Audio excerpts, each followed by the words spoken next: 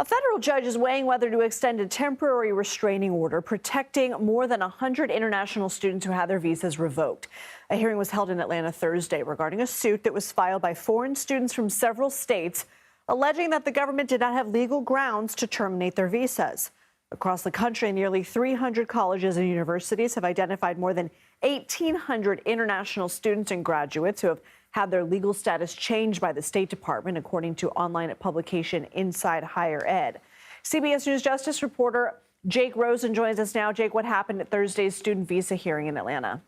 Well, there was no decision by the judge in this case, Lindsay, to give a more permanent reprieve to these students. However, the judge's order from earlier does go into next week, so there's plenty of time for this judge to make a decision. But really, this is one of the landmark cases that we've seen with these student visas, and it's not necessarily related to that of the Tufts University student or the Columbia University students who have had their visas revoked as the Trump administration attempts to deport them. This is just an en masse cancellation of foreign student visas here in the United States, and this is one of the biggest cases. There's 133 plaintiffs in this case from across the country who are suing to stay here and continue studying. There's certainly more to come on this. The Trump administration has made it very clear that they do intend on potentially removing these people and at least making sure, to quote, people in the Trump administration, that Americans are studying at American universities, not necessarily foreigners. On Wednesday, a federal judge halted her demands for daily details, right, about Kilmar Abrego Garcia. This is a man mistakenly deported to El Salvador by the Trump administration. This was something the government had argued for, right, Jake? Where does this case stand?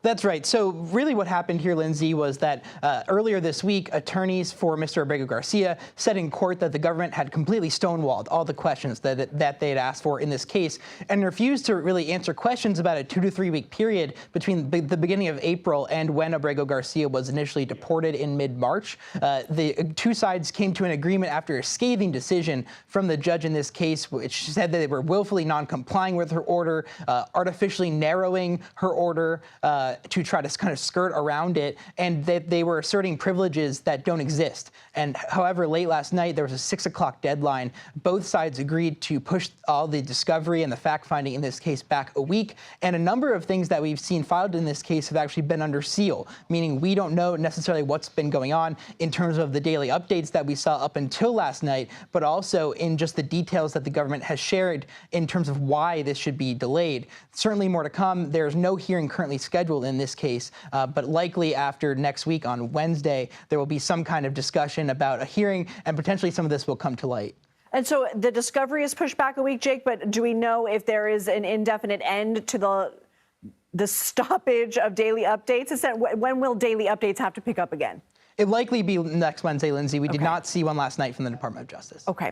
Another federal judge ordered the Trump administration to return another Venezuelan man who was deported to El Salvador despite being protected from removal. What can you tell us about this case? So this is a 20-year-old Venezuelan man who came into the United States as an undocumented minor. There was a class suit that wanted to protect these people from being deported and temporarily granting them asylum as their immigration cases were adjudicated. This started in 2019. There was a settlement last year in the case of this man and a number of other people. In a court filing, an ICE official said in this case that this man was caught with cocaine on him and that he could be deported because of that. However, the judge's order in this case and in the settlement says that this is still a breach of contract, as the judge in the case put it. It's a Trump-appointed judge in Maryland who said that this man should have never been deported, and he was a part of that same batch of 3 flights, Lindsay, that happened on March 15th that are the subject of so much controversy and court cases and infighting between the executive branch and the judicial.